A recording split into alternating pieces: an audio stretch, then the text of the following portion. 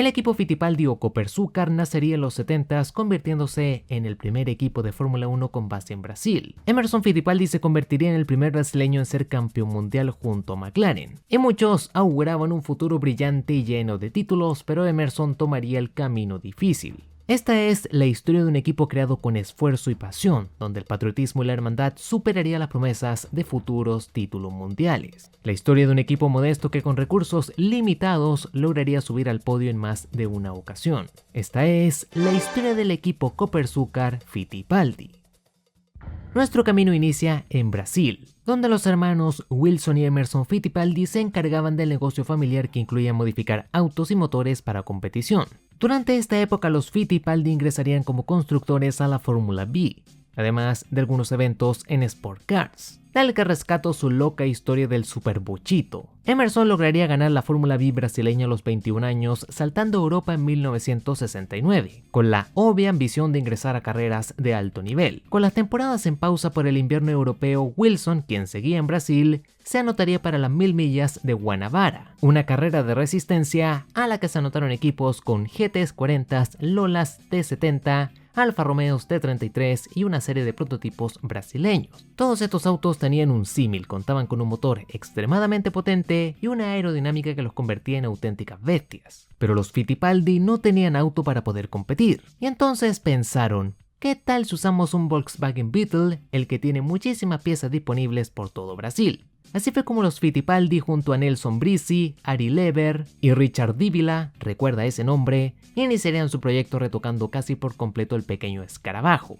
Su pequeño motor de 46 caballos obviamente no era rival para las bestias con las que iban a competir. La solución, montar dos motores boxers modificados que juntos elevaban la potencia del auto a unos 250 caballos. El pequeño Fusca bimotor pesaba apenas 500 kilos, mientras que el resto de Titanes tenía el doble de potencia pero también el doble de peso, rondando los 900 kilos. Emerson lograría en Jacarepaguá la tercera mejor vuelta y se mantendría en tercera posición hasta que la caja de cambios se rompió. El por qué incluyo esta historia es para demostrar que los Fittipaldi sabían manejar un equipo y encontrar soluciones para al menos acercarse a sus rivales que en el papel eran muchísimo mejores que ellos. Si bien Wilson era mayor, fue Emerson quien tuvo más fortuna en Europa, logrando bastante éxito en la Fórmula 3 y Fórmula 2 a bordo de unos Lotus 59. Por entonces, el equipo de Chapman vivía en el Olimpo de la Fórmula 1. Y gracias a ello, el dinero por los auspicios no paraba de llover. Aprovechando estas grandes ganancias, usarían el tercer asiento para ir probando jóvenes promesas en Fórmula 1, cuando el resto de equipos probaba sus pilotos futuros en GPs no puntuables. La chance de Emerson llegaría en el GP de Gran Bretaña, donde el brasileño finalizaría octavo, puntuando en Alemania con una gran cuarta posición. Luego del triste final de Ring en Monza y la retirada de John Miles del equipo, Emerson quedaría como el piloto número 1 en Lotus, logrando aquel año la victoria en el Gran Premio de Estados Unidos. Wilson, por otra parte, viajaría en 1966 a Europa a probar suerte en Fórmula 3, pero las oportunidades que él deseaba nunca llegaron. Retornaría en 1970 logrando buenos resultados en varios eventos que le ascendieron a Fórmula 2 en 1971. Y a pesar de solo lograr un podio en Hockenheim, fue suficiente para que Brabham lo aceptara en la temporada 1972 como pay driver. Con esto, ambos hermanos al fin se encontraban en la categoría reina.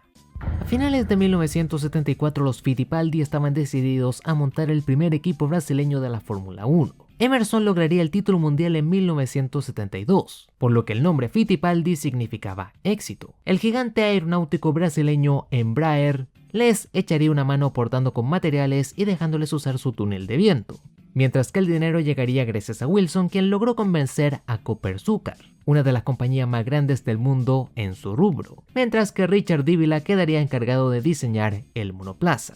El mexicano Jo Ramírez sería fichado como jefe del equipo. Emerson quedaría como consultor, ya que aún pilotaba para McLaren, y la base del equipo quedaría en Sao Paulo. Estaban a 10.000 kilómetros de Gran Bretaña, donde casi todos los equipos montan sus bases, pero una de las ventajas de estar en Sao Paulo era que tenían el circuito de Interlagos bastante cerca, realizando ahí toda clase de pruebas. El monoplaza sería el Copersucar FD01, F de Fittipaldi y D de Dibila, el cual incluyó ciertas cosas muy innovadoras para la época, como la tapa del motor que ayudaba con la aerodinámica y el alerón delantero elevado. En 1975, Wilson quedaría como el único piloto de su propio equipo. Debutaría en Argentina, pero la fortuna no le sonreiría. Emerson por un lado ganaría el GP en su McLaren, pero Wilson destrozaría el auto en la vuelta 13. Con 2 semanas restantes para el GP de Brasil y con el auto destrozado, iniciaría la carrera contra el tiempo para tener el auto listo. Este sería modificado creando la variante FD02 y más tarde la FD03, las que se alejaron cada vez más del diseño original. Pero volviendo a Brasil, Wilson finalizaría en 13ª posición. En el resto de la temporada no tendría mucha suerte, con Wilson fallando la quali en Sudáfrica y en Mónaco. En Países Bajos sería un 10º, pero en Austria se accidentaría rompiéndose 2 huesos de una mano. Por lo tanto, Arturo Merzario le reemplazaría en su natal Italia, donde fue un 10º. Wilson cerraría el año con su mejor resultado de la temporada, con una 10ª posición en Estados Unidos. Y con esto el equipo quedaba como no clasificado al finalizar con 0 puntos en constructores. 1976. Emerson, quien por entonces ya era bicampeón mundial, sorprendería a todos al dejar el competitivo McLaren por el pequeño equipo de su hermano, aún sabiendo que conseguir el título era imposible, y Wilson dejaría su asiento disponible para Emerson, tomando un rol de directivo en el equipo. Emerson sería el piloto número 1, mientras que Ingo Hoffmann tomaría el volante del segundo Copersucar en 4 GPs durante el año, aunque no tuvo mucha suerte ya que falló la quali en Long Beach, España y Francia, mientras que Emerson sacaría el primer punto para el equipo en Long Beach, donde finalizaría 6º.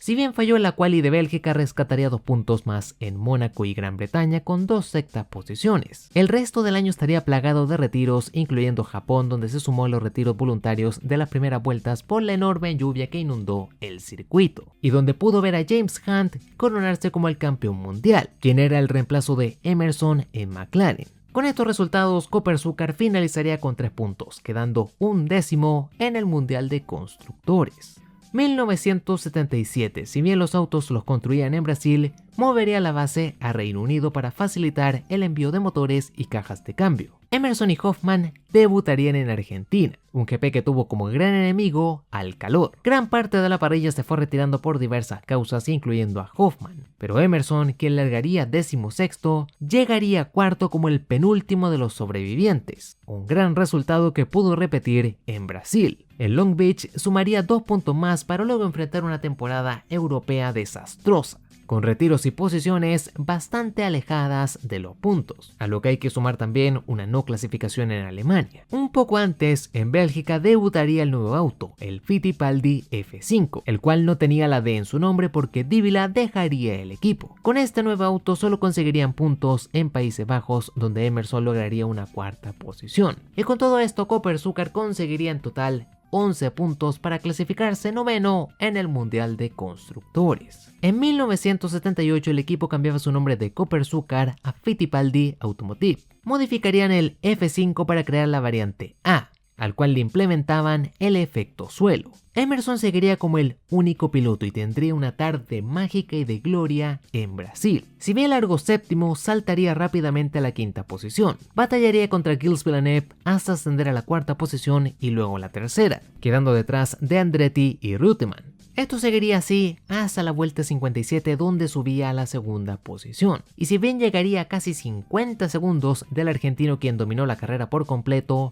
Emerson y la gente de Brasil podían festejar al ver su auto, su piloto y su equipo en un podio de la categoría reina en casa. Pero los puntos tardarían en retornar, teniendo que esperar hasta Suecia, donde Emerson conseguiría una 6ª posición. Cerrarían el año de gran manera con 2 cuartas posiciones en Alemania y Austria y 2 quintas en Países Bajos y Estados Unidos. Esta gran temporada dejaría al equipo con 17 puntos en una decente 7ª posición en constructores, superando a grandes como McLaren o Williams. 1979, el equipo iba en gran ascenso y esta temporada pintaba bastante prometedora. Ralph Bellamy diseñaría el F6, el cual si bien puntuó en Argentina donde Emerson fue 6º, viviría todo el año atrapado en las posiciones bajas, sufriendo una negativa racha de 6 retiros entre Mónaco y Países Bajos. Uno de los mayores problemas era el chasis, el cual según el mismo Fittipaldi se torcía en las curvas a alta velocidad. El brasileño Alex Ribeiro pilotaría el auto en un GP no puntuable en la inauguración del circuito de Imola, pero su debut con el equipo sería bastante decepcionante al fallar la quali en Canadá y en Estados Unidos, GPs donde Emerson finalizaría 8º y 7º, un año que pintaba para grandes cosas, pero que cerraron con un solo punto en la 12ª posición en constructores. 1980, la enorme inversión de $3 millones en el F6 provocaría una ola de mala fama en los medios brasileños, catalogando el auto como una vergüenza. A finales de 1979, Copersucar cortaría el patrocinio, dañando seriamente el futuro del equipo brasileño. Pero este compraría la estructura del difunto equipo Wolf para fusionarlos y crear así el equipo Skoll Fittipaldi, gracias a su nuevo auspiciador. Gracias a esta fusión llegarían otros fichajes como el de Keke Rosberg, que sería el segundo piloto, Harvey Postlethwaite, que quedaría encargado del diseño del nuevo auto, y un jovencísimo y aún con pelo Adrian Newey. En el debut en Argentina, Fittipaldi no podría hacer mucho y todo quedaría en manos de Keke Rosberg, que poco a poco ascendía posiciones. En la vuelta 37 era cuarto y gracias a un fallo de motor en la Ferrari de Jody Scheckter a poco del final, el bigote de hielo conseguiría subir al podio. Pero Emerson no quería ser menos. En Long Beach, el brasileño se clasificaría por los pelos en la 24ª posición. Una serie de accidentes en pista terminaría provocando una bandera roja, pero Emerson aprovecharía todo este caos para escalar y lograr una 3ª posición y subir al podio por primera vez en 2 años. Pero estas serían las pocas alegrías de este año para el equipo. Emerson sumaría un punto con una 6ª posición en Mónaco y Rosberg con una 5ª en Italia. Y todo esto les dejaría en 9ª posición en el Mundial de Constructores con 11 puntos. 1981. Emerson a finales de 1980 tomaría la decisión de retirarse de Fórmula 1. El brasileño se encontraba bastante triste y desmotivado al intentar levantar el equipo con todo lo que tuvo, pero los resultados deseados nunca llegaron. Así fue como el bicampeón brasileño dejaría de pilotar con solo 33 años, pasando a tomar un rol administrativo en el equipo. Para reemplazarle ficharían a otro brasileño, a Chico Serra, quien haría su gran debut formulero junto a Keke Rosberg. Pero el equipo se estaba cayendo a pedazos, y para poder competir modificarían sus chasis anteriores, además de correr con varios neumáticos diferentes utilizando Michelin, Avon y Pirelli, incluyendo un GP donde ambos autos iban con diferente marca de neumáticos. El año iniciaría bien con Rosberg logrando una 4ª posición en el GP de Sudáfrica, el cual para su mala suerte se había transformado en un GP no puntuable. Ya en el debut oficial en Long Beach, Rosberg se retiraría y Chico Serra rozaría los puntos con una 7ª posición,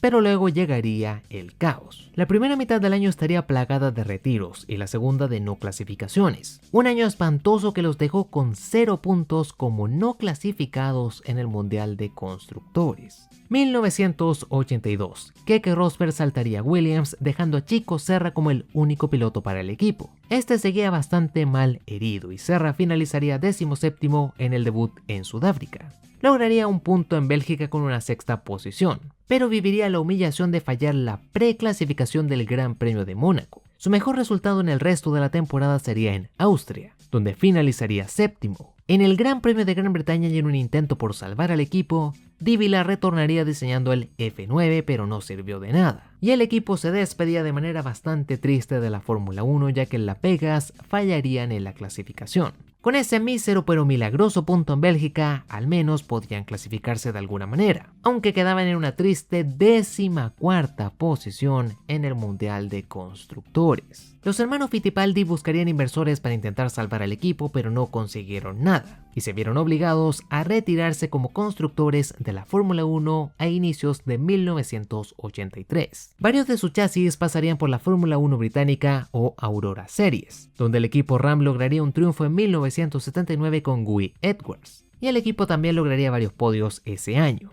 Aún así, este proyecto pudo ser muchísimo mejor si hubiese tenido el financiamiento adecuado, porque contaban con gente del primer nivel como Emerson Fittipaldi, un bicampeón mundial, Keke Rosberg, quien se transformó en campeón mundial al dejar el equipo, Harvey Postlethwaite, quien diseñaría una gran variedad de autos, incluyendo el 126 C2 y C2B, con el que Ferrari se llevaría el título de constructores en el trágico 1982 y 83, y Adrian Newey, que si bien era un veinteañero en esa época, terminaría revolucionando la Fórmula 1 y forjándola en lo que es hoy. Ambos Fittipaldi citan que la enorme presión generada por los medios brasileños no especializados en automovilismo terminaron aniquilando todo este proyecto.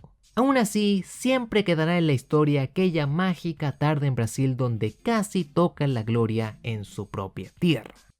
Como siempre, espero que disfrutaras del video y si fue así te invito a dejar tu like, suscribirte y dar a la campanita para no perderte nada del contenido semanal. Risa, meme, noticias y charlas del automovilismo mundial lo encontrarás en el Discord del canal. Unirte gratis y encontrarás el link en la descripción y en comentarios. Sin nada más que agregar, soy Spectrox y nos vemos en el siguiente video.